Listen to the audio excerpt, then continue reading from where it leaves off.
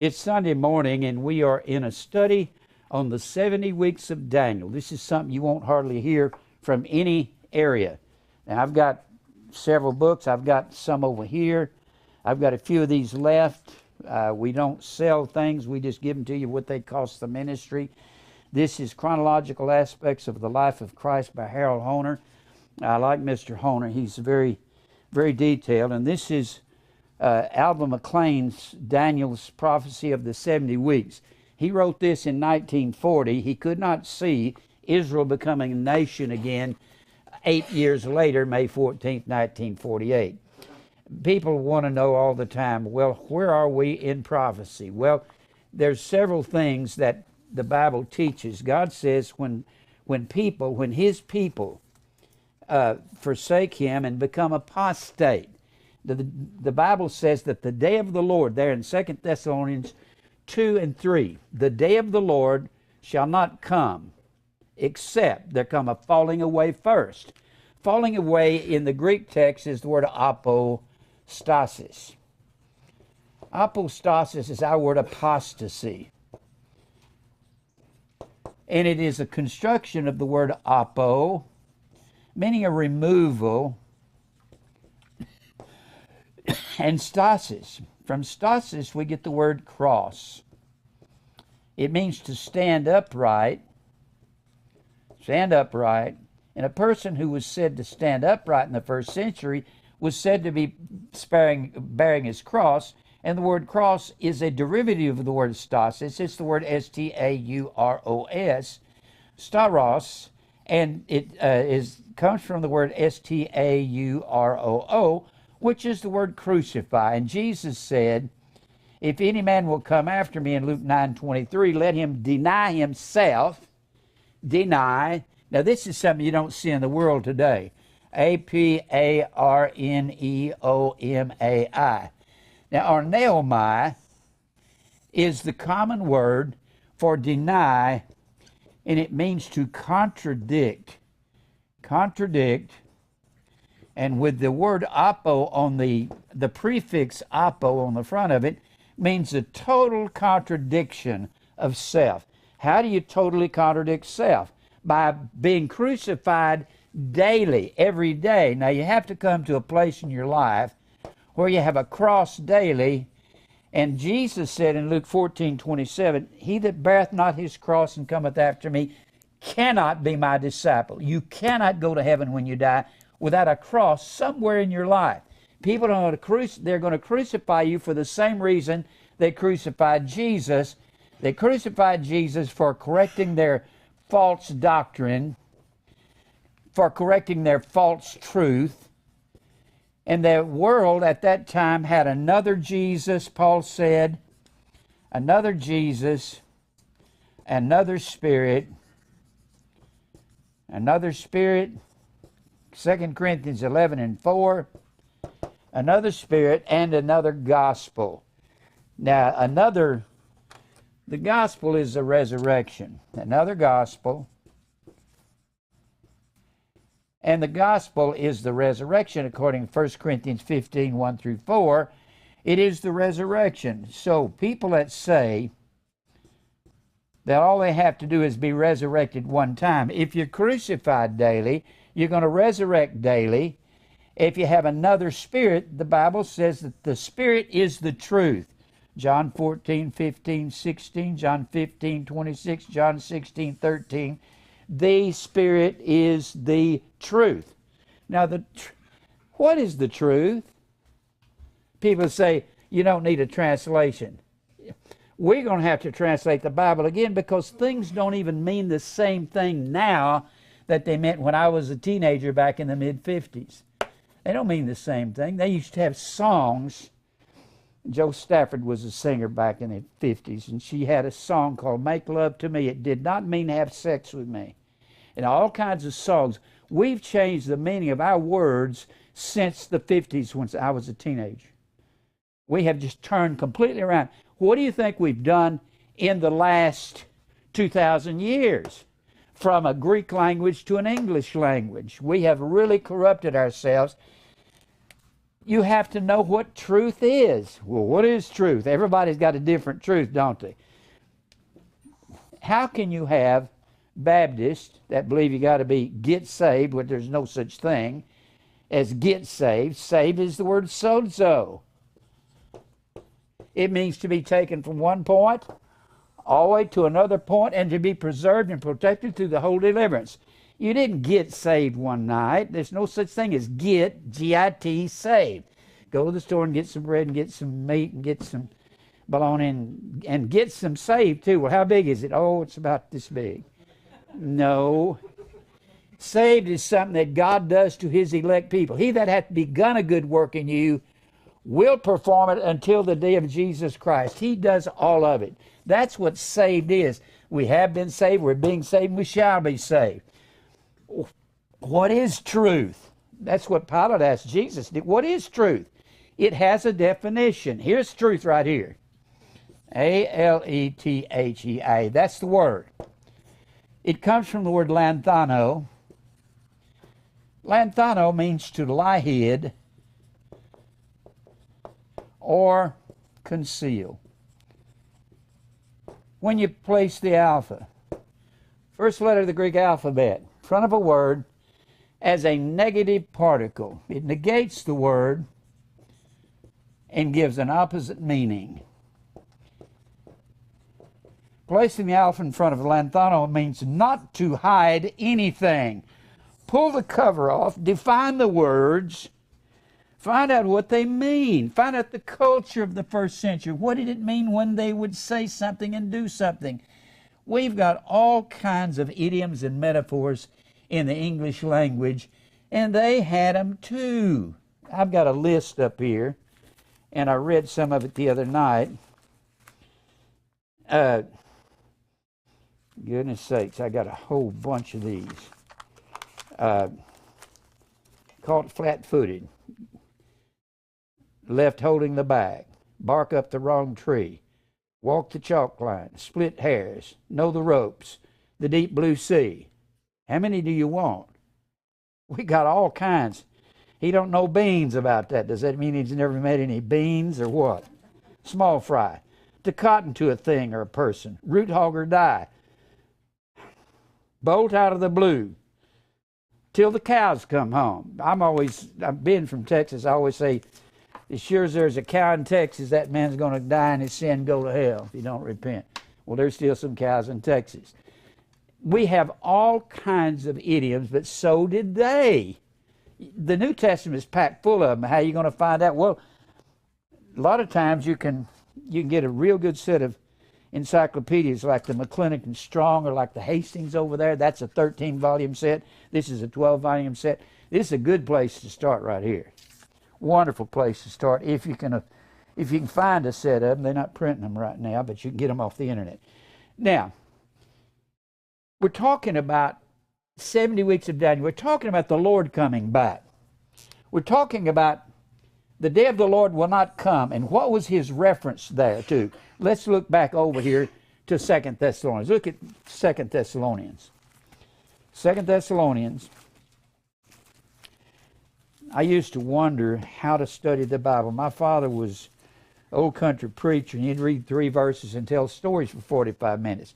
Let me tell you, only God can put it in a man's heart, because I did not have the upbringing to study these things, but somehow God just got into my heart, and I started reading the Bible in 1956. I was about 17 years old, and that's when I started reading. And I didn't know where I was going or what I was doing, didn't know how to even understand it. But I'd listen, I'd read a while, and I'd get bored. I'd say, I don't know what this is about. And I'd force myself to keep reading. If you will come here, I will teach you how to study the Bible. I will teach you what the Bible is about from the beginning to the end. We have covered every subject you can think of. I did the first series I did on the last series before this one, on the 70 weeks of Daniel. I did 18 months on Sunday morning. This one, I don't know how long it's going to take. I see things more clear as I go along. Now, and the more I teach. All right, let's go over here to 2 Thessalonians 2 Thessalonians. Now, people want to know, when is the Lord coming back? All right. I'm going to try to get back into the 70 weeks real shortly. The 70 weeks of Daniel is the key to the coming of the Lord, and I believe we're sitting on the verge of eternity. People will call me, when's Jesus coming back, Jim? I don't know, but it looks like there's some signs. The Bible says, no man knows the day nor the hour, but he says, you're not the children of the darkness, that day should overtake you as a thief, there in 1 Thessalonians, the 5th chapter. It's not going to overtake us as a thief, but it will come as a thief in the night to the unbelievers. Now here in 2 Thessalonians 2 and verse 3, let no man deceive you by any means, for that day shall not come except there come a falling away first, and that man of sin be revealed, the son of perdition. I'm going to get back into this chapter. The man of sin will be the leader of the world ruling system at the end of time. Well, Jim, it doesn't look like somebody's going to be ruling the world. It looks like somebody may be, but it doesn't mean that in order to have a world religion, it doesn't mean Baptists are going to believe the Muslims and the Muslims are going to believe the Catholics. What it's all about, it's about tolerance. And what do we call it? Political correctness. Now, Roman Catholicism began in 325 AD. 325 AD. At the Nicene Council, Constantine was about to lose the empire. All of these hordes were rampaging across Europe, and you had most of what was the Roman Empire was ruling from over here in Pakistan, Afghanistan area to the Atlantic coast. Now there were people up in the northern areas of the world which were the barbarians, and they were trying to overrun this system. And what you had what we call Turkey here, but that was Asia Minor back in that day and time. And then you had the Aegean Sea here, and then you had Greece here, and you got on over here to the boot of Italy, and Rome right here. Well, these hordes that were rampaging across Europe, this was the Celts, the Gauls, the Goths, the Visigoths. The Visigoths were very, very barbaric, more so than their first cousins, the Goths, or the Ostrogoths.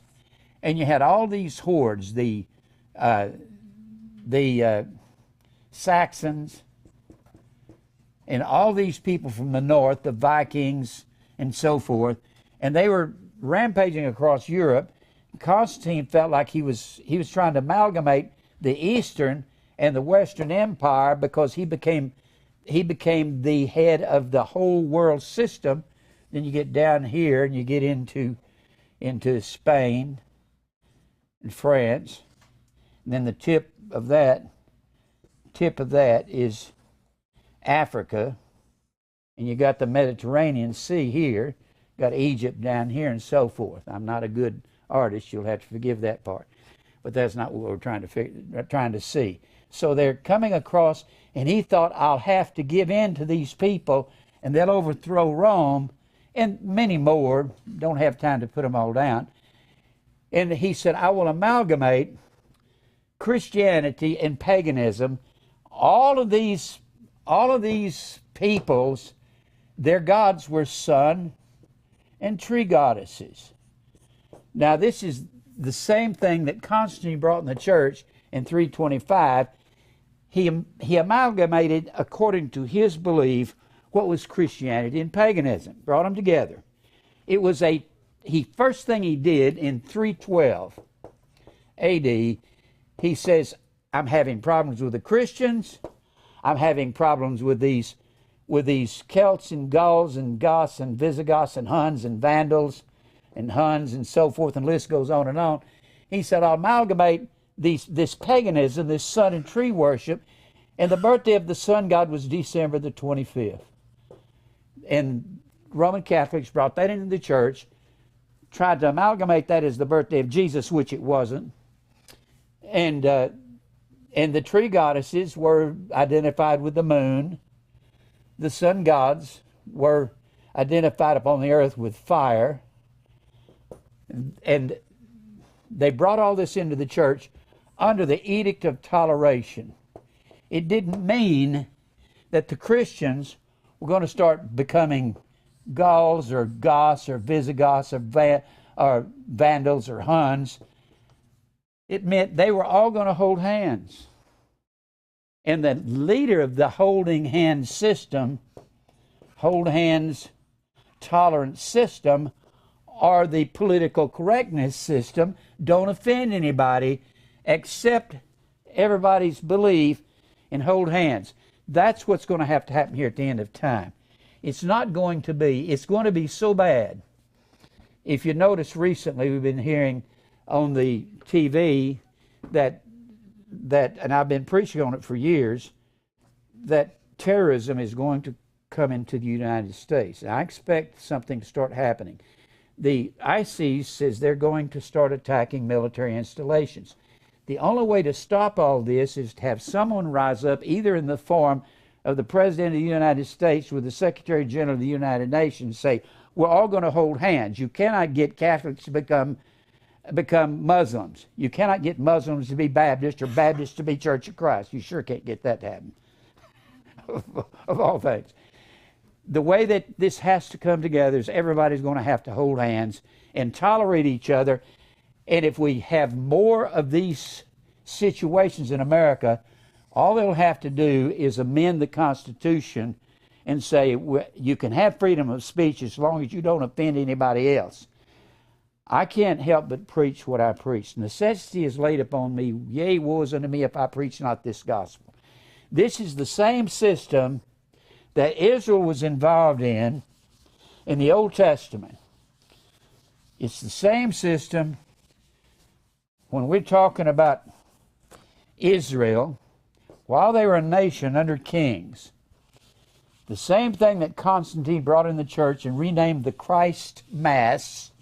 The Mass is eating human flesh. When they raise the little round Eucharist up, they raise it up and say, Hac est corpus eum filii, and they say it becomes the literal body and blood of Christ. That's cannibalism. When Jesus said, except you eat my flesh and drink my blood, you have no life in you.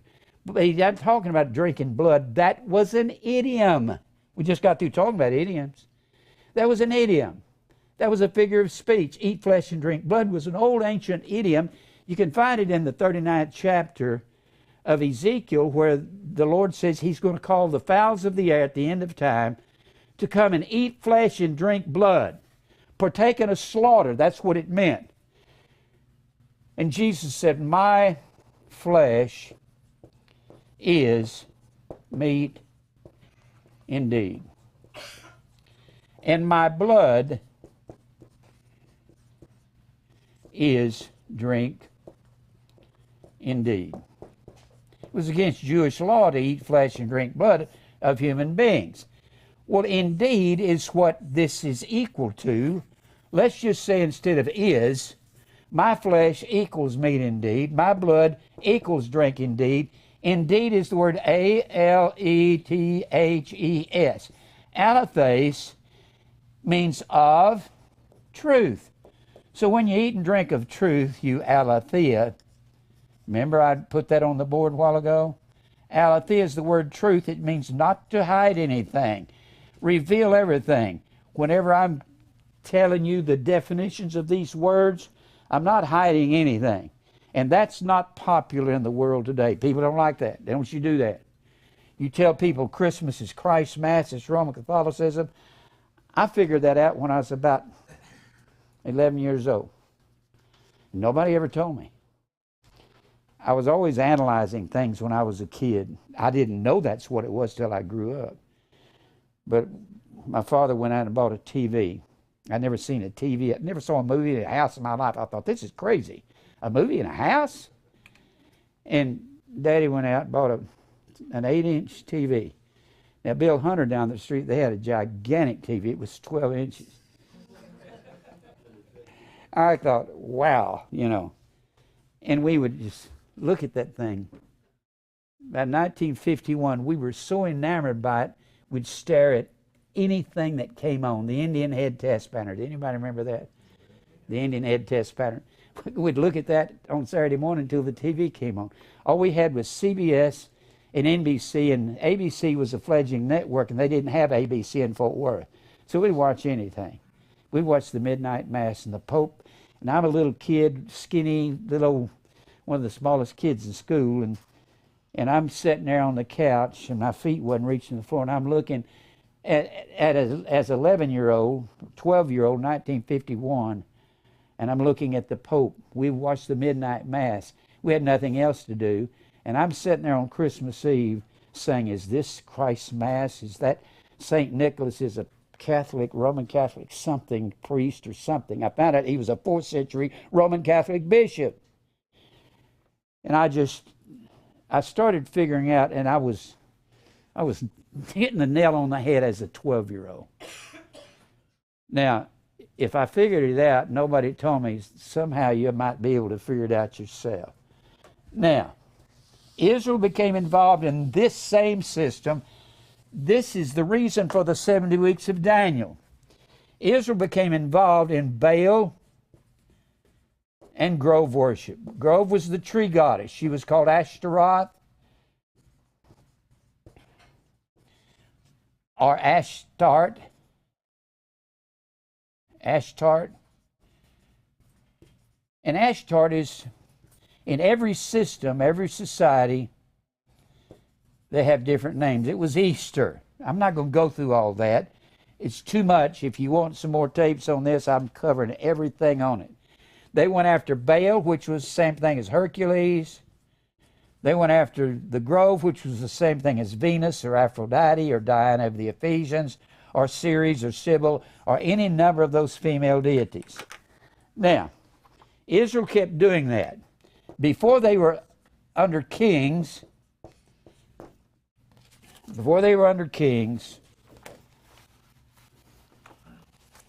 here's all the kings of Israel right here. I need to get some of these and just put them over there. I've got a paper with all this on it. And the first king was Saul, then David, then Solomon.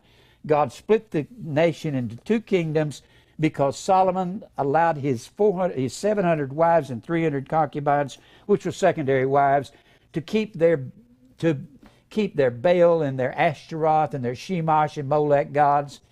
Allowed that to happen, and God kept telling them before they were under kings, from Saul to Zedekiah, the last king of southern Judah. Southern Judah is southern Israel. God split them because of Solomon's apostasy. Why he did that, I don't know. And I'll ask him that when I get to heaven. Why did you do that, Solomon? Well, they were under kings for 510 years. They were under judges 275 to 300 years. We don't know the exact amount. Depends on who you think the first and last judge was. I believe the first judge was Joshua. I believe the last judge was Samuel. Then they didn't have a king until you get into 1 Samuel, the 9th chapter. They said, give us a man king in the 8th chapter, and Samuel warns them what will happen. Before they were under judges, they were 40 years in the wilderness. Before that, they were 400 years in Egypt. Before that, they were under the patriarchs, Abraham, Isaac, Jacob, Joseph. Jacob had 12 sons, and his 11th son was Joseph, and he was sold into Egypt, and later on they all ended up over there. Don't have time to go into all of it. And he tells Moses when he's leading them out after 400 years, he says, you tell Israel, when I bring them into the land, if they go after other gods, I'll send the sword, the famine, the pestilence over and over and over and over. Well, he kept sending the sword, famine, and pestilence, and he speaks of his 4 sore judgments. Now, sore doesn't mean Oh, I got a sore arm. It's the word ra. It's the same word as evil. My 4 evil judgments I'll bring upon Israel. And he said, if you go after these idol gods. Well, they get under judges. Joshua was the first judge. Joshua. And then Othniel is the second judge. And Othniel was the nephew of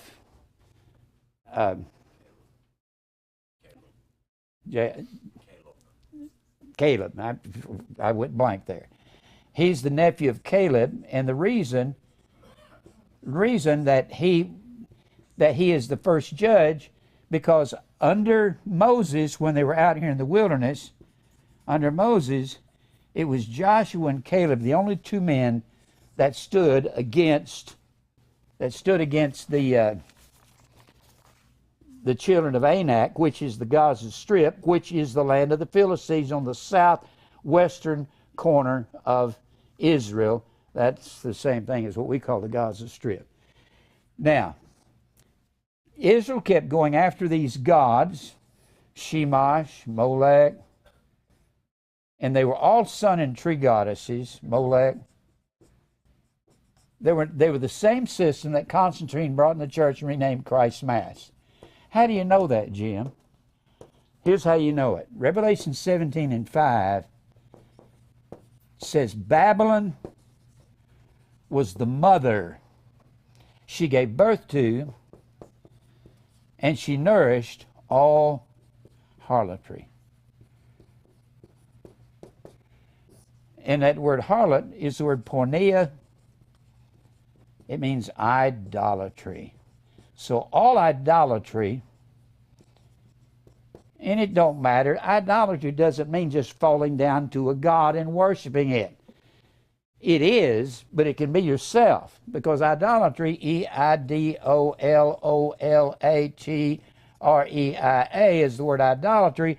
It's a construction of ido, meaning to see or perceive, and latruo, meaning to serve. It means to serve what you see. If you serve that person that you see in the mirror, that's your idol. It's yourself. Now, so God says, if you go after other gods, well, Israel went after the same gods that Constantine brought in the church at the Nicene Council in 325 AD, under his edict of toleration, which would be the same thing as what we call political correctness. There'll have to be, the world is looking for, all the preachers I've ever known in my life, they're looking for some fire-breathing dragon, some fire coming out of somebody's mouth. That will not deceive the very elect if it were possible. It's going to be so close to the truth that it's going to look so good. Churchy. It's going to be churchy. Is America churchy? Yeah, it's churchy, but they don't know anything. I know preachers don't know anything. I preach from one end of this nation to the other as a young preacher. I watch him on TV. I'm just sitting there watching David Jeremiah going, no, no, no. What are you doing? And to say Kenneth Copeland don't know anything, that man is an ignoramus. How these guys get by with this, how does anybody believe that stuff? God wants you rich. Just say it with your mouth. I go through that. I've been going through that on Wednesday night. It's not what it says, not in the original text. Now, Israel went after all these gods for 510 years. The Bible says out of those 510, plus a minimum out 275, be 785 years. Out of that time period, 490 years, they never kept sabbatical years, never kept Sabbath. They went after Baal in the grove. They oppressed the poor and the needy. Poor and needy. I believe in helping the poor and needy believers. Y'all know that. I believe in going out of my way to help people. I hope I'm imparting that to some of you. God has taught me as I get older to learn, to give, to the poor and not to be selfish. We need, I believe in our missionaries down there in Ecuador so much, I'll mention them in the middle of a message. But they're down there preaching the truth to those natives in their native language. Now, for 490 years, they had a sabbatical year every 7 years. This is what the 70 weeks of Daniel is about. Every 7 years, they had a sabbatical year. 1, 2, 3, 4, 5, 6, 7. 1, 2, 3, 4, 5, 6, 7. And they, for 490 of those years, are 70 sets of those sabbatical years. They never kept Sabbath. Well, if they're not going to keep Sabbath, the sabbatical years you'll find in Leviticus, the 25th chapter. You got to leave the land alone every 7 years, and you cannot harvest any crops that come up of itself. You leave it alone for the poor, the needy, and the animals. And if you need some, but God says, if you're obedient to me in the 28th chapter of Deuteronomy and in the 26th chapter of Leviticus and in the 15th chapter of Exodus, if you're obedient to me, I'll fill up your basket, your storehouses, your fields will be full of the richest food. And he said, you'll have more than you need in your storehouses every 7th year. And they said, if you think we're going to go every 7th year and not harvest. See, in the 7th year, they had a crop that they planted in the fall of the 6th year. And then in the 8th year, they had a crop that they reaped from the 7th year of fall planting. So they couldn't reap that 6th year fall planting, and they wouldn't have anything in the 8th year in the spring to reap. So it was nearly a 2-year period in that 7 years that they couldn't reap anything. They said, we're not doing that. We'll find us another fertility god. God, you said you'll be the fertility god. We'll find us Baal and Grove and Hercules and Venus, and we'll get these tree goddesses and these fire gods and serve them, because they let us do this every 7 years. The thing is, you can't plant and harvest every 7 years. That's not possible in America. God's ecological system says you have to rotate crops. Any farmer that knows what he's doing knows he can't plant every crop every year, every field. He knows that. He can only plant certain ones and leave these others. I don't know the balance and how they do it, but I know that's part of our system. And when they have these guys out there in Kansas and Missouri, and they're out there planting all the time, if they do that, they've got to come up with these farm agents to come out and tell them what kind of fertilizer to put in there. But they didn't have that back during Israel's day. So God says, because you're doing this, because you don't have this type of crop rotation every 7 years, ours is like this. We don't plant them all. And only some farmer, some professional farmer knows how to do this out there in Kansas or somewhere out there. So God scatters Israel. Northern Israel he scatters in 722 BC. And the Assyrians come in. The Syrian armies come in and pick up northern Israel and carry them away captive. Northern Israel, when they're carried away captive, the Assyrians come in there, Sennacherib and Shalmaneser and these guys with these weird names like Tiglath-Pileser. I always like to say that. I just like to say Tiglath-Pileser. Don't name your kid that. Okay? But Tiglath-Pileser and these other guys, Shalmaneser and Sennacherib, they come in from what we call, it says USSR, but it shows you how old my map is. But this is Georgia or Armenia, and they come in and carry Israel away. Their capital city of the Assyrians is at about where Baghdad is. You got the Tigris and Euphrates River coming down. And Mesopotamia means between the rivers. And about 100 miles below that is the Persian Gulf, where we had that Gulf War. Well, they come down and carry northern Israel captive. But what happens when they carry northern Israel captive, if this is Israel over here, this is the Mediterranean Sea, and Israel is right here, when they come over and carry, by that time Israel has been split into two nations, northern Israel, southern Israel, which is called Judah. They've been split and they're carried away. When northern Israel is carried away, the Assyrians move in there, bring their gods into northern Israel, and intermix their gods with the gods of Israel. They intermix their sun and tree gods with Jehovah worship. That's why when Jesus meets this woman at the well of Samaria in northern Israel in John the 4th chapter, he tells her, you worship you know not what. Your God is half Baal, Grove, and all of this, and Jehovah mixed in with Jehovah. That's why the Pharisees would not step foot in northern Israel during the days of Jesus. Only southern Judah was back from the captivity. The 70 weeks of Daniel was only given to Judah, but you had to have northern Israel because northern Israel was led by the tribe of Ephraim, the second-born son of Joseph, and Ephraim received the inheritance of all Israel. Actually, Joseph received the inheritance through his second-born son Ephraim, and you see that in Genesis, the 48th chapter, where that Joseph, when Joseph brings his two sons, Manasseh and Ephraim, to his father Jacob, and he puts his right hand upon the hand of Ephraim to lead him towards Joseph's left hand, and Joseph is an old man, and he puts his left hand on the head of Ephraim to receive his father's right hand of blessing. The right hand was the hand that conferred the inheritance. Once it was placed, it could not be withdrawn. It was a permanent promise. And when Joseph got real close to his father to get the hand of blessing upon Manasseh, and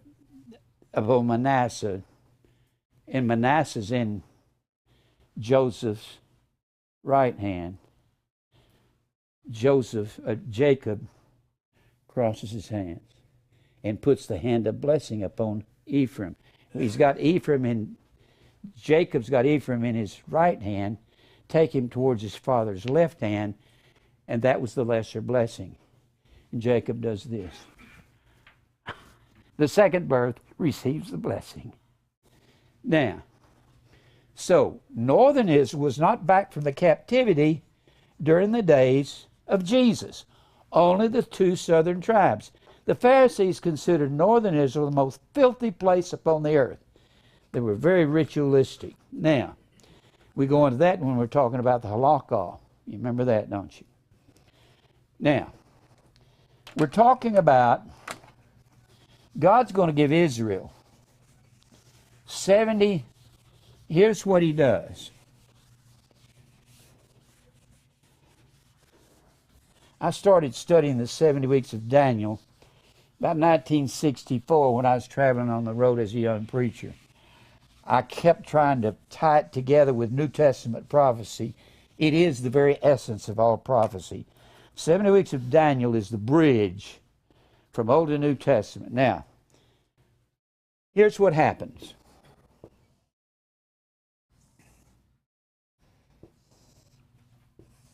Right here. Israel went under kings. My pens are giving out. Well, hold on. I use these up fast. All right. Now, they were a nation. Israel was a nation from around 1096 under kings. Saul was the first king. Saul. Around 1096 to 586 BC. 1096 was when Saul was king. 586, the last king was Zedekiah. And during this time period, along with the judges, and we don't know what kings kept these sabbatical years and which ones didn't. For 470 times 7. It's how many sabbatical years there were. And God tells Israel, I'm going to put you in Babylon for 70 years, it'll be for your own good. And then I will call you back out of Babylon at the end of that 70 years. They were carried away in 586. And then in 516 BC, that's when the temple was finished. And the first decree was given in 538 BC. And the first decree was given by Persian king, and that was Cyrus. And then the second decree was given. Israel received so much flack for, of course, in 539, the Babylonians were overthrown by the Persian Mede Empire. That was a dual empire. I'll go into that when we get to Daniel 7 and Daniel 8. Now, Babylon was overthrown. They overthrew the Assyrian Empire in 605 BC. Then Babylon was overthrown by the Persians in 539. Then immediately Cyrus gives the first decree. Then Darius in 520 gives the second decree. Darius is a Mede king, but he's part of the Persian Empire. And then the third decree is given in 457, and we're going to go through all these decrees. We've already gone through the first two in previous messages. We're going to go through the third one in 457. That was given by Artaxerxes, and he was a Persian king. And the fourth decree was given. Of course, this first decree is it's the last few verses of 2 Chronicles, the 36th chapter. That is where southern Judah is carried away. And then the third decree is given in 520 by Darius. You'll find that. This first decree is given in 2 Chronicles 36 and in Ezra, the first chapter. The second decree is given by Darius in Ezra, the 6th chapter, Ezra 6. And this third decree is given by Artaxerxes, and that's in Ezra, the 7th chapter. Ezra 7. Now, we're going to go through those decrees in this teaching, but the 70 weeks begins with the fourth decree given by Artaxerxes in Nehemiah, the 2nd chapter. Now, how that came about. Remember that the laws of the Persians and Medes altered not. That word over there in the 6th chapter of Daniel 6. All the time, look at Daniel 6. You won't hear this message taught on the 70 weeks hardly anywhere. I've spent a lifetime studying on this. This is, you have to teach it, you have to know all about Israel's apostasy. You have to understand that northern Israel was scattered in 722 BC. Southern Judah was scattered in 586 BC. And they were scattered for 2,600 years. And dates that are really prominent on this are 1896 AD and 1917 and May 14th, 1948 and June 5th through 10th, 1967. All of these things that's going on in Israel, 1967, and the Yom Kippur War of 1973, Yom Kippur, or Day of Atonement War. Kippur comes from the word kaparoth, or kafar, which is the word atonement. Yom Kippur. all of these and everything that's going on over there today, including the World Trade Center coming down,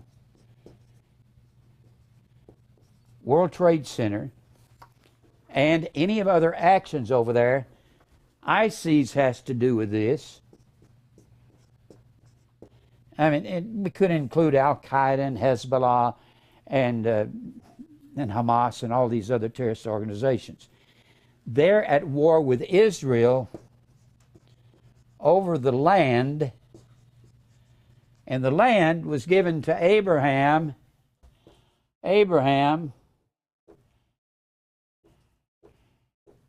In Genesis the 12th chapter, it was promised to Abraham in Genesis the 11th chapter, and then it was passed from Abraham to Isaac.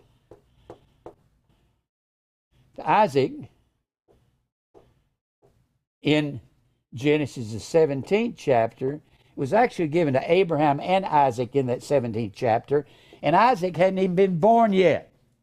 It was promised to the son of Abraham. Now, we know that Abraham had an affair with Hagar in the 16th chapter of Genesis, but Hagar wasn't even considered a son as far as God was concerned, because in that 22nd chapter of Genesis, the Lord tells Abraham, "Take thy son, thine only son Isaac." And at that time, Ishmael was about 13 years old. He said, "Take thy son, thine only son Isaac, and offer him up there on Mount Moriah as a sacrifice to me." Of course, God intervened with a substitute ram in the bushes. Now, the land was given to Abraham, Isaac, and Jacob back here. When you get down here to Israel today, which is that land on the eastern end of the Mediterranean, here's the Mediterranean Sea. Originally, the land of Israel in Genesis the 15th chapter went from, originally, the borders have changed through the centuries. Originally, the land of Israel went from the great river of Egypt to the Euphrates. That was Israel originally. But I don't think we can get the Arabs to move out, and I don't think we can get Jordan to move out, can we? Don't think so. Or Syria, or parts of Iraq. They're not going to move out.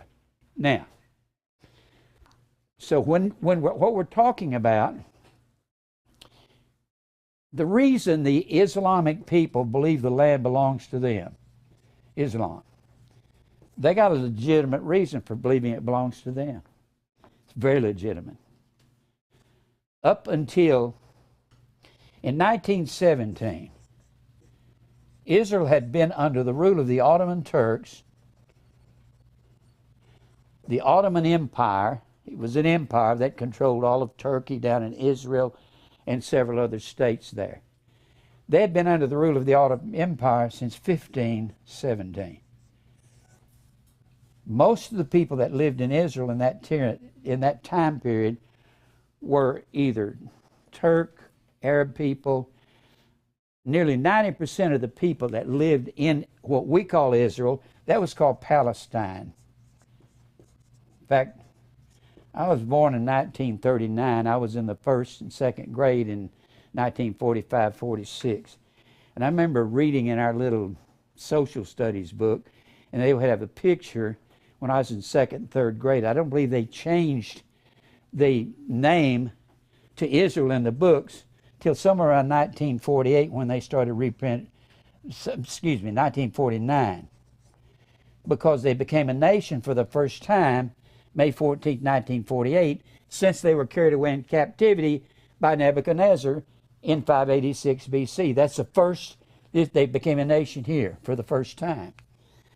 Well, for this 400 years, 1517 to 1917, when General Allenby of the British forces, he marched in Jerusalem. It was at the end of World War I. It wasn't called World War I, it was called the Great War. We didn't know there was going to be a World War II. So, from 1517 to 1917, he marched into Jerusalem, put them under a peaceful rule for the first time, actually since Nebuchadnezzar, but they were under these Ottoman Turks. All the time they were Ottoman Turks, they were an Arab people. Arab is a Hebrew word. Arab, it means mix. It's just a mixed bunch of races of people. This is the people that owned the land, was the Arab people, was the Islamic people. And for 400 years they had been possessing the land. Now, some old farmer, you go up to him, well, let me get on further with this. In 1920, the Balfour Declaration was issued. At the end of a war, whoever the victors are, they split this up between the victors. At the end of the war in 1917, since Israel was liberated by the British, they put them under British rule. Balfour was the ambassador to Israel. A man named Balfour was the ambassador to Israel from Great Britain. He issued a statement, and he said that in hopes of Israel becoming independent and the Arabs being independent, it was a very ambiguous statement. And that Balfour Declaration lasted until May 14, 1948. They had a nearly impossible time ruling Israel because the Arabs thought, well, we're going to be made a state, and the Israel thought we're going to be a state. So they fought all the way through this, and then at the end of World War II, Harry Truman, the President of the United States, pressured all the world while they were meeting at Tel Aviv, which is the capital city of Israel. Jerusalem is the old capital city. They met at Tel Aviv for the National Council and declared Israel a nation for the first time in 2,600 years when they were carried away. Now, they become a nation. They have something in, I've said this before, but this is so you'll understand. I've got quite a formidable library in my home. It's taken me over 50 years to put together, and I've got one big shelf with nothing but Middle Eastern books written by these journalists and investigative reporters. And several of them will tell you that the Arab people or the mixed race people or the Islamic people, they have something they call al-Fatah.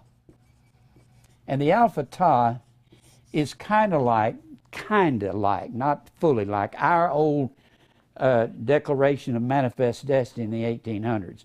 We believed all we had to do is go across the Mississippi River and drive the Indians out west and take their land away, or take the Mexicans' land away. And the United States did exactly that. They stole the land from the Mexicans. They stole Texas, New Mexico, and California. Every president in the 1800s wanted to have some kind of legacy. And their legacy was to annex all the property they could. So a wonderful Tennessee president named James Knox Polk, since this was in the 1840s, since other presidents had annexed land, Thomas Jefferson had annexed Florida. He had paid $1 million to the French to give him Florida, and James Knox Polk wanted to annex Texas, New Mexico, and California, except Texas was Mexican territory. So he sends troops into Mexico, which is Texas, sends about 200 miles into Mexico, and starts trying to provoke the Mexicans into a war.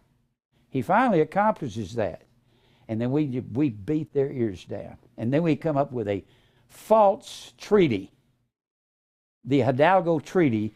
A treaty is while two people are at war to come up with a way of solution. There wasn't a war when the Hidalgo Treaty was over. We had just beat their ears off, and we stipulated whatever we wanted. Now, where can you get that information? Down here at Barnes & Noble. You can pick up a book called Presidential Ambition by Richard Schenkman. You can get any number of other books by him. He was a historian. He researched for the Library of Congress, and he'll tell you the truth about some American history, which is not what you read in your history books. Now, these people, So here's the point. In Al-Fatah, they say anything that gets in the way of Islamic expansion,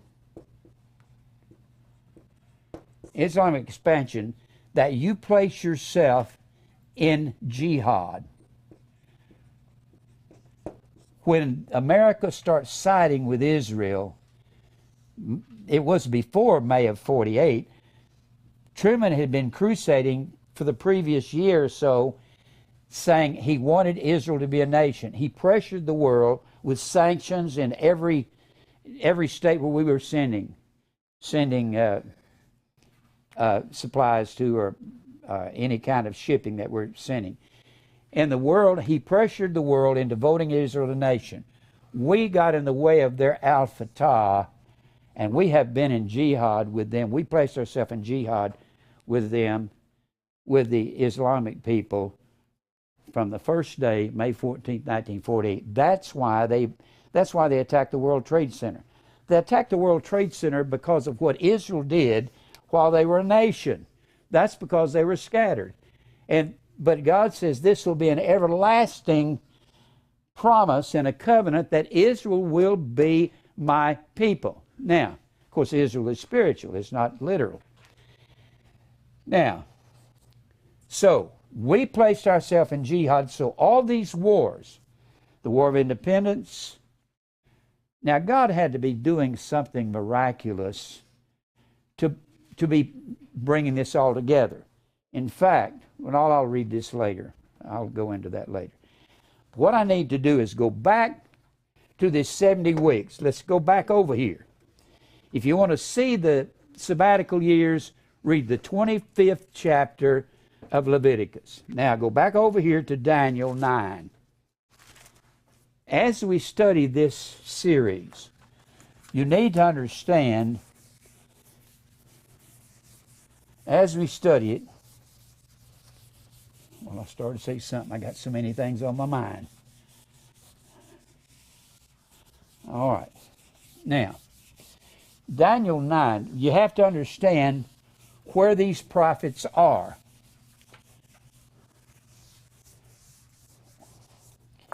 Jeremiah is over here in Israel.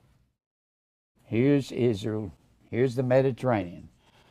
Egypt down here, and the Red Sea down here, goes down to the Arabian Ocean down here. And you got the Suez Canal right in here, which is very, very crucial, because you have to understand that if they didn't have the Suez Canal coming from the Arabian Ocean, well, I need a bigger map.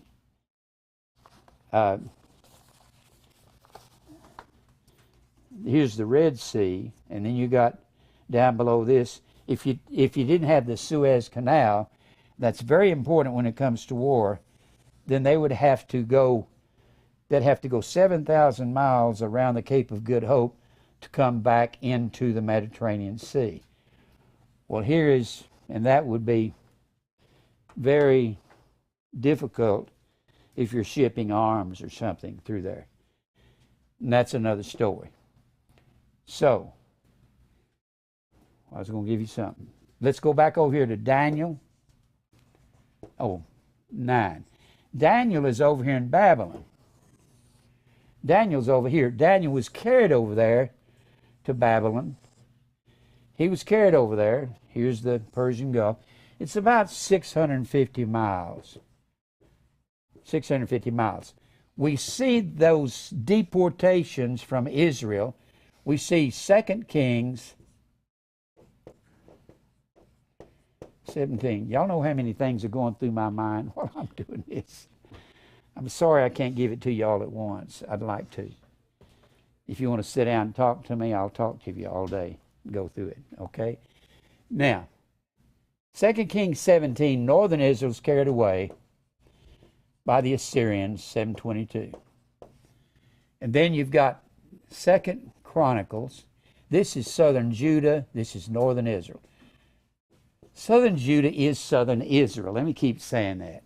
Southern Judah is southern Israel. Second Chronicles 36. This is southern Israel or Judah. And some people say, I thought Judah was a tribe. It is. It's the fourth son of Jacob. Jacob's name was changed to Israel. Now, and this was in 586. So it's quite a bit of time. Why were they carried away? Because they went after Baal in the grove. And God says, my final judgment will be the beast. And the beast is the Babylonian lion, the Persian bear,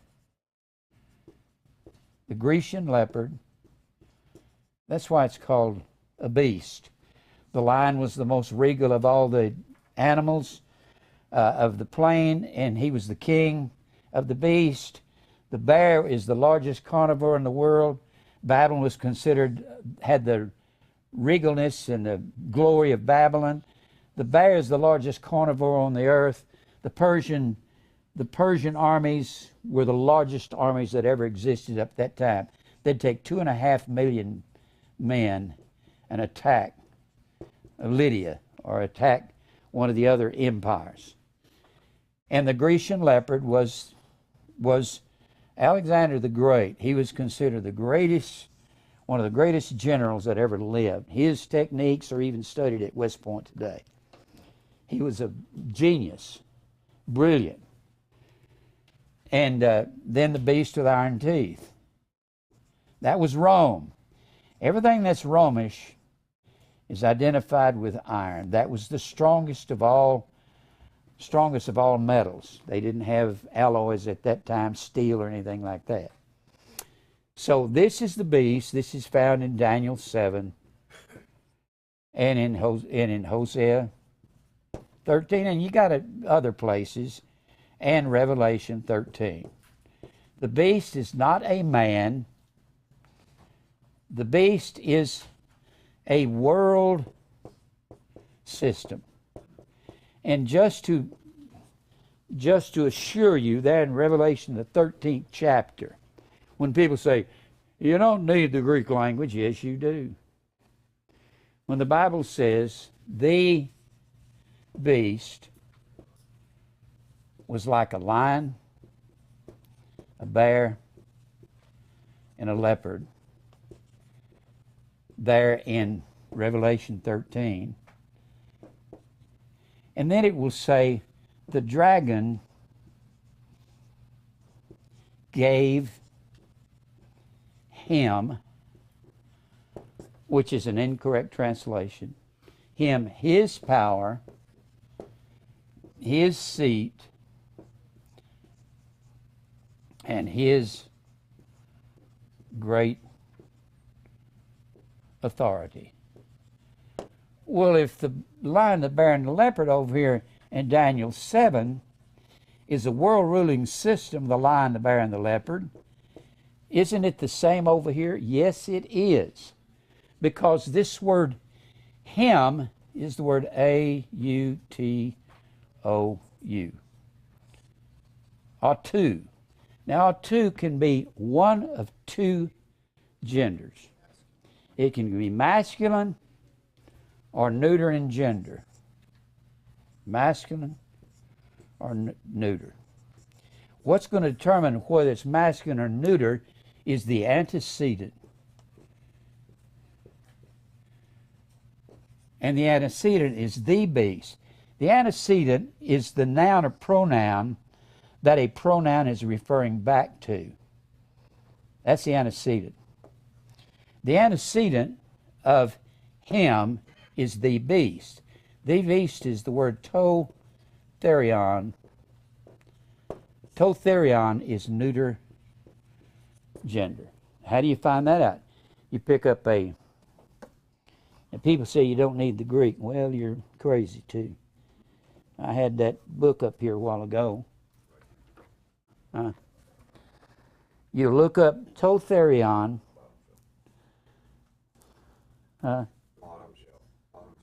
Oh, here it is. You look up totherion in here, it'll tell you it's neuter gender. If I said Jim went to the store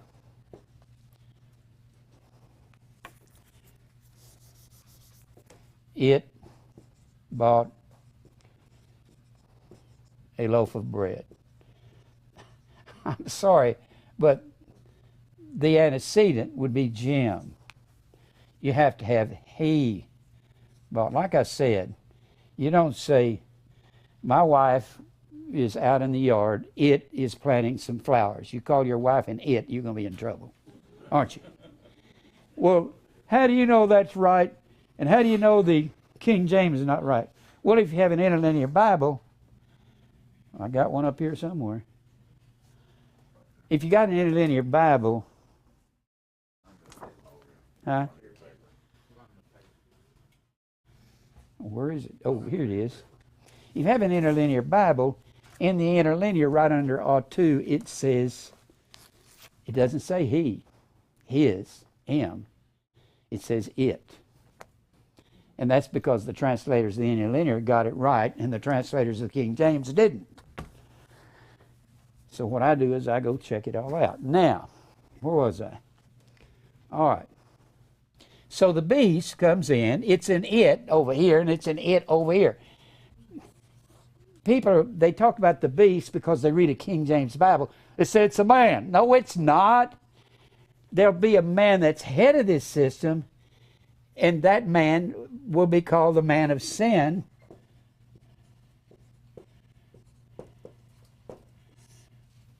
He has many titles.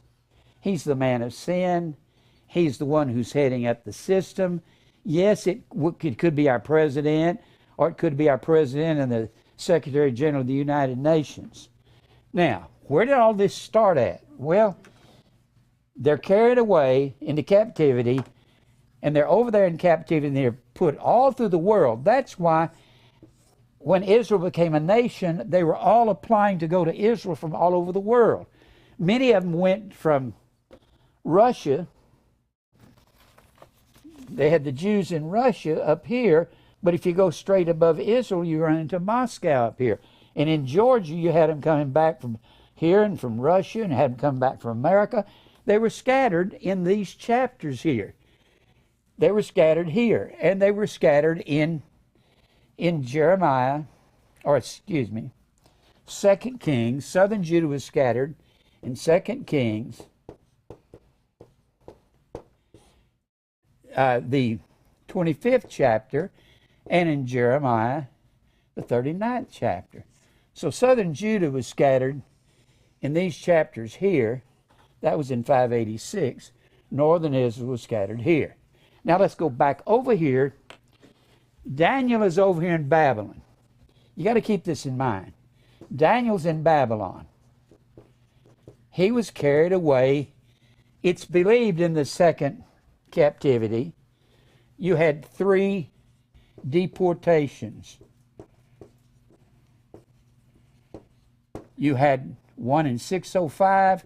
That was a peaceful deportation, where Nebuchadnezzar, who was the savior of Israel, going to fight their battles for him, he comes over there and has some deported in 605. But Israel is still, they were a vassal state of Babylon. Israel keeps running over here to Egypt to get sustenance or protection from Egypt, and at that time Egypt cannot protect them. Jeremiah says, don't go to Egypt, go to Babylon for 70 years.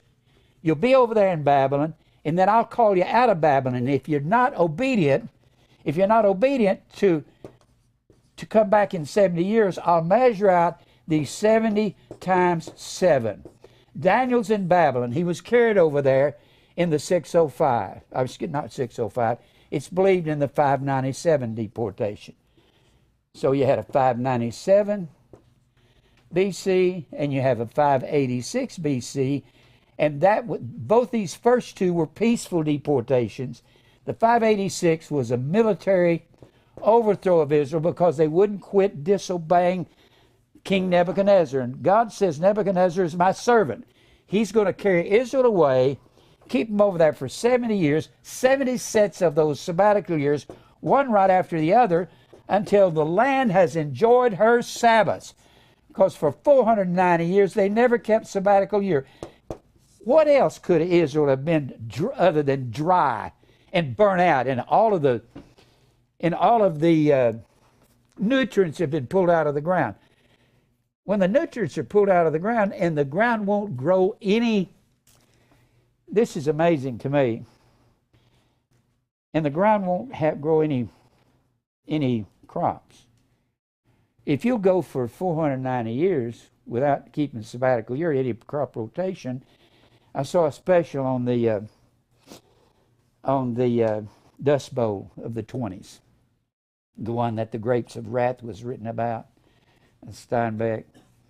And they said that if you keep growing crops without letting the land rest, what will happen? There won't be any crops, and when there's no crops, the clouds will come over, and the reflection of the sun off the ground will burn the clouds up, and you'll have no rain. So when Elijah comes up in that 18th chapter of 1 Kings, and he says no rain for 3.5 years, in all probability, that's not just some miracle that God brought about. He had Elijah come and say, well, you burnt the ground up. There won't be any rain. You've burnt the ground up, which is burning the clouds up, and God's ecological system won't put up with that. God has it measured out in a way. So Israel never kept their sabbatical years. Look over here in Daniel 7. Ezekiel is prophesying. He's carried away in the 597, the non-military, and Ezekiel and Daniel are both over here prophesying in Babylon. Now Jeremiah is prophesying over here in Israel. He never goes to Babylon. He decides to stay here because the king of Babylon tells Nebuzaradan. Nebuzaradan is the captain of the host of the Babylonian kingdom. Nebuzaradan sounds kind of like Nebuchadnezzar. Nebuzaradan is the commanding general in charge. And Nebuchadnezzar tells Nebuzaradan, we heard about this Jeremiah. He tried to warn the people not only not to transgress against me, but don't transgress against their God. And they kept running over to Egypt. So Nebuchadnezzar had a high regard for Jeremiah. He said, Jeremiah is to be left alone. You tell Jeremiah. Nebuzaradan, you tell Jeremiah, we'll bring him to Babylon, we'll give him land, he'll have a place of honor over here because he was an honorable man in Israel. Jeremiah said, no thank you, I will stay here with the poor. All Nebuchadnezzar left in the land of Israel when he carried Israel away was the poor. He took away all the artificers of metal, all those that could make weapons of war, and took them off to Babylon. He left the poor over here.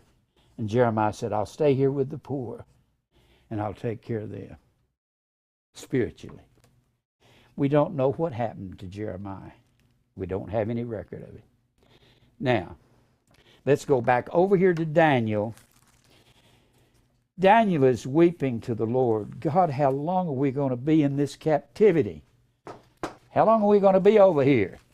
You know, most people don't even know that Israel had a captivity after they were 500 years as a nation under kings, after they were about 275 years under judges, and that came after 40 years in the wilderness, and that came after 400 years in Egypt.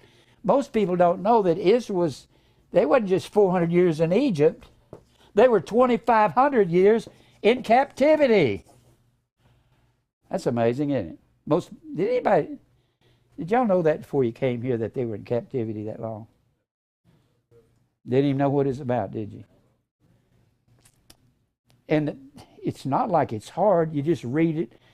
If you'll stay with me, we'll go through the timelines many times from Adam to Seth to Enosh, to Canaan, to Mahalalel, and all these men that led down to Abraham, Isaac, Jacob. Jacob's name was changed to Israel. His 12 sons become the nation. Now, go to Daniel. All right. Daniel 9. Huh? 7 or 9. What? You said 7 a little while ago. You said go to Daniel 7. Well, Daniel 7 is where the beast is mentioned. I don't want to. Let's go to Daniel, the 9th chapter. We're going to look at the 70 weeks. We're going to go back and cover the beast of Daniel 7 and 8. And we know what that is. The Bible states what it is. It's not a man, it's a world system.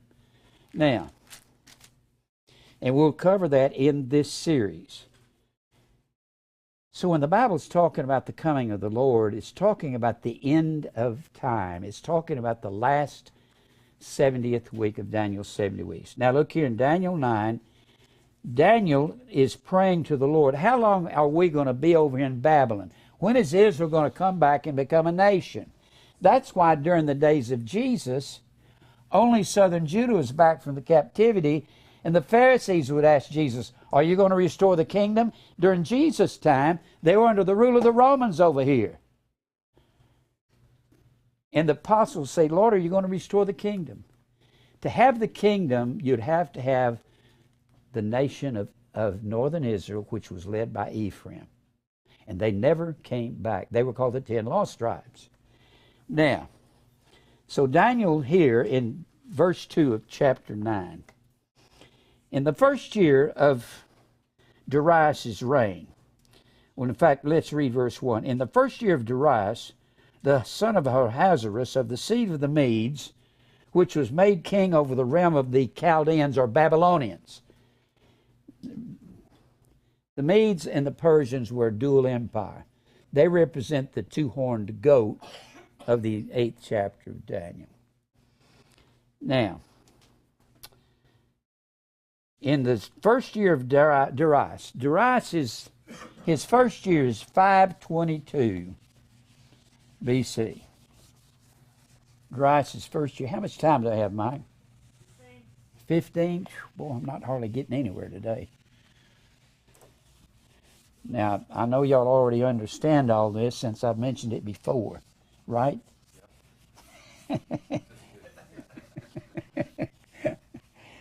But I'm having to I'll be going over a lot of this, a lot. All right. Now, so Daniel, in the first year of Darius' reign, 522 was the first year of his reign. Now remember, in 516, the temple's going to be finished. Also remember that in 520 BC is the second decree under Darius. Just put DAR. And then in 536 BC, they quit building the temple because they got all of this flack from a man named Tattenai and his partners in crime. They start rebuilding the temple in 538 BC because that's when the first decree is given. And then in 539, that's when Cyrus overthrows the Babylonian Empire. Babylon overthrown. And Daniel is over here in Babylon. He's reading in the first year of Cyrus. The Bible says, in the first year of his reign, I, Daniel, understood by books the number of the years whereof the word of the Lord came to Jeremiah the prophet, that he would accomplish 70 years in the desolations of Jerusalem. Remember I said they had 70 sets. 70 times 7, 490 years. They went after other gods. They never kept sabbatical years. God says, I'm going to put you over in Babylon for 70 years until the land enjoys her Sabbaths, until the land replenishes the nutrients. If you don't come back after that, I'll measure out 70 times 7. That is the 70 weeks of Daniel. 70 weeks. Now let's continue reading here. I'm not going to read the rest of this. Daniel is crying out to the Lord, how long are we going to be here? Daniel said, we have sinned against you. Israel has, and he's over here in Babylon. Ezekiel is over there in Babylon too, and his book is about prophesying about the annihilation of Israel. Daniel and Ezekiel. You got some other prophets. You got Haggai and Zechariah. They are over here in Israel, and they were sent for one purpose. That was to tell Israel to get back to building in 536. You'll find that in the book of Ezra. I believe that's the 5th chapter. You'll find that in Ezra. And their purpose was to tell Israel to get back building. You sit down, and you got afraid of this guy Tatnai, because he says he's going to tell the king of Babylon on you. But the Bible says that once a decree is given, even under a Persian king, the king himself couldn't change it. So all they had to do was go over there to Darius in Ezra the 6th chapter and remind Darius that a decree had been given by Cyrus. All they had to do is find the decree, and they did. And Darius, he reinforces that first decree and says, get busy building, Mr. Tatnai, or I'm going to crucify you on a tree. And they would run the tree up through his rectum and out of his mouth. He says, you're going to be having a hard time talking when I get through with you. And so he starts tap dancing like a cat on a hot tin roof, and they get back over there, and they start rebuilding the temple. Now, go over here to Daniel 9. This is Daniel 9 and verse, look in verse, about the time of the evening oblation, the man Gabriel comes to Daniel in the 21st chapter, 21st verse of Daniel 9. In verse 22, and he informed me and talked with me and said, O Daniel, I am now come forth to give thee skill and understanding. At the beginning of thy supplication and the commandment come forth, I am come to show you, for Daniel, thou art greatly beloved. Boy, how would you like God to write that down in a book about you to be read for thousands of years? Daniel, God loves you. Therefore, understand the matter and consider the vision. 70 weeks are determined, decreed, word is chathak, C-H-A-T-H-A-K. You had 70 sets of these while you were a nation. Most of the people did not come back. Less than 50,000 came back. And there were millions over there in Babylon. Less than 50,000 come back in Ezra, the 2nd chapter. Most of them had been over here for a long time. They're liberated. They become landowners over here in Babylon. Babylon is what we call Iraq. They're landowners. They live. One writer, I believe it was Mr. Edersheim, said there was a couple of million lived on a tributary between the Tigris and Euphrates. This is lower Mesopotamia. Mesopotamia means between the rivers, between the Tigris and the Euphrates rivers. Most of them didn't want to go back to a wasteland that had been burnt to the ground and start all over again because they're prosperous in Babylon. Now, 70 weeks are determined upon thy people, upon thy holy city. I got much to say about that. Upon thy people and the holy city. God says that the holy city, Jerusalem, is the church. Hebrews 10:22. To do 6 things. Now, what is it they've done wrong over here in Israel? Never kept sabbatical years, going after these other gods, Baal and Grove and Shemash and all these gods. In that 9th chapter of Ezra, the Bible said they went after all the gods of the Amorites and the gods of the Hittites. Israel went crazy. They went out of their minds over here. in that third decree, when Ezra is coming back in 457, he comes back in that 9th chapter of Ezra. He finds Israel going after all these gods. So God says 70 weeks, 70 times 7. And these are weeks of years. The word is actually Shabuah. It's not weeks, it's the word Shabuah. It comes from the word Shabah, Sheba. Sheba is the word 7. It's the cardinal number 7. A cardinal number is one you count. 1, 2, 3, 4, 5, 6, and so forth. That's a cardinal number. I'll get into different kinds of numbers before it's over with. Sheba is the word 7. This word is sevens. 77s are determined on thy people, and these are derivatives of the word Shabbat, which means to take an oath to God. Take oath, or it means to 7 oneself. 7 is the number of divine refinement. 7 is, it's a number that God uses to show our refinement. Peter says, 2 Peter 1 and 5, besides all this, give all diligence, add to your faith, and he names 7 things. Now, 7 things are 77s are determined upon thy people to finish the transgression. What transgression? Going after these idol gods, not keeping sabbatical years, going after these false fertility gods. To finish the transgression, the word finish is the word kala. Kala means to restrict or hold back, prohibit.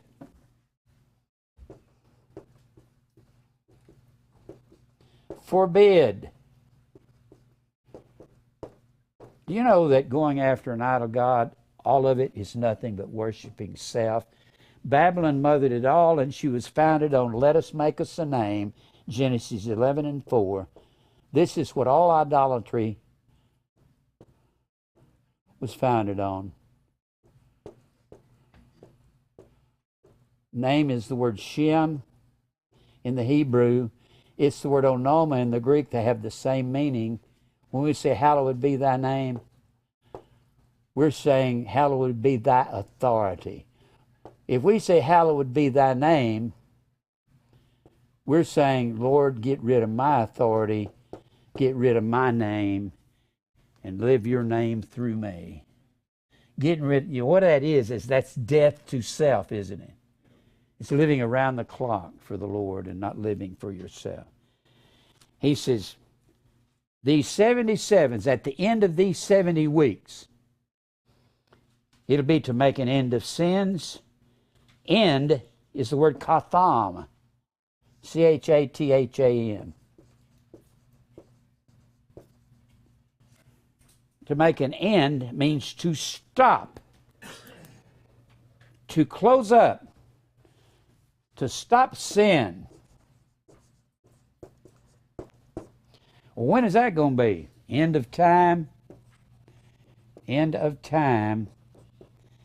These 77s are going to be divided up between 69 of those weeks, or 483 years, and the last week of the end of time, which will be the 70th week of Daniel's 70 weeks. And most of us are familiar with, that's called the Great Tribulation period. It's a tribulation for spiritual Israel. And then he says, to make an end of sins and to make reconciliation for iniquity. Reconciliation is one of my favorite words there, kafar. It means to cover, and kafar is the word atonement. And on the Day of Atonement, the Ark of the Covenant was sprinkled inside the Holy of Holies. It was sprinkled 7 times on the 10th day of the 7th month. That was the final month of the ecclesiastical year. It started in Nisan, our month, March, April, and it would end in Tishri. And Tishri is our month, September, October. And that was the growth or the harvest year of the Jews. And that has to do with God's promise to give them all the crops they needed. And then he says, to make reconciliation, I have a whole lot to say on that. Y'all know that. Kafar with kofar, pitch the ark within and without with pitch. First word pitch was to cover.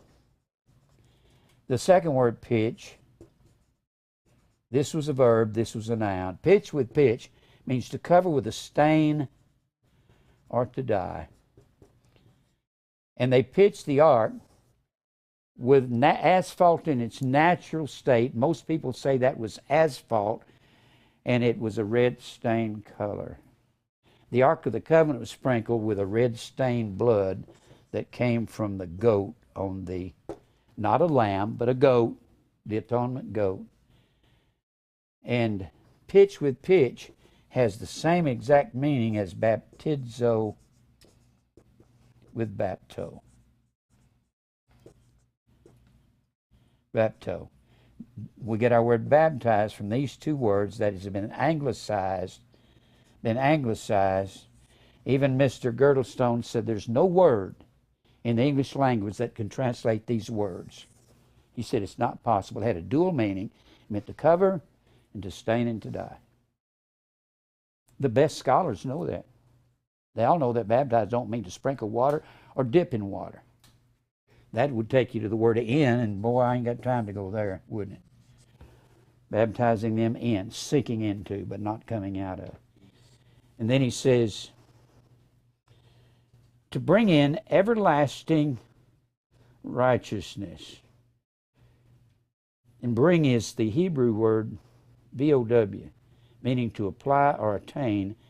Everlasting is the word olam, meaning eternity or always. Olam means it always has been and it always will be. That's the word everlasting. And to seal up the vision and prophecy. Seal is the same word as end. When he spoke of an end of sins, means to stop. And then I love that. Now, these are the 7 things that God has to do. To anoint the most holy. I'm going to go in to anoint the most holy. The most holy was the Holy of Holies. That was called the house of God. And Christ is the son of his own house, whose house are we. When the very last of God's elect come into the fold, and the very last one, it's the same thing as Revelation 10 and 7. When the mystery of God is finished, is when Christ puts one foot on the land and the other on the sea and says, time is no more. That'll be the last one will come into the fold. The last one will be sprinkled with the blood of Christ. And that will be the end of the 70 weeks. But there's a time period between the end of the 69th. That will be the times of the Gentiles or the all flesh, the Gentile church. And then at the end of time will be the 70th week of Daniel's 70 weeks. God's going to blind the eyes of the Jews in Luke 19. That's where he's Messiah the Prince. Then the times of the Gentiles, spiritual Israel, will come about. And then at the end of time, you'll have the 70th week divided into 2 sections, 3.5 years and 3.5 years. Or a time and half at times, or 1,260 days and 1,260 days, which is exactly half of 7 years on a Jewish 360-day calendar. We're going to go into all of that. I wish I could move faster. Sometimes I keep trying to reset this, and it's hard to reset. You know that. This is hard to reset all of these. I hope some of you are getting a hold of this. This is as we see the world winding down, there's going to be a world system rising up, and it's going to have to be somebody to bring peace upon the earth. They're going to make it look peaceful until that 70th, the last half of the 70th week. Well, let's pray. Father, we thank you for truth and thank you for your word. Lord, help me to say these things to the people that they'll learn it. I pray for the flock that you'll mature the sheep. Thank you for your word, your magnificence.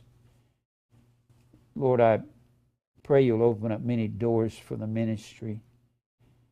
Cause this message to continue till you come. Or, Lord, I'll preach every day till I'm old and gray.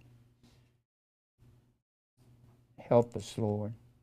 That's all I know to say, because we are certainly among a few. There's not many. You said few are coming into this straight gate. You said we are a little flock. Give us strength to stand. We'll praise you for everything in Christ's name. Amen. I hope y'all are getting a hold of this. It's a lot of stuff. It helps with that book I bought from you, 70 Weeks of Daniel. I can't hear you talking out there. With that book, it showed me 70 Weeks of Daniel. That makes a lot of sense. Yeah. Well, I'm going to go through all this. Maybe we can get a hold of it.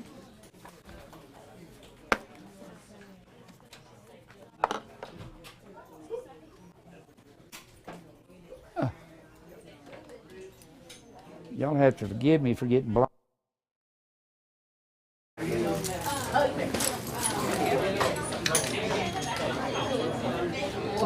Take care. Oh, you too, hon. All righty, see ya.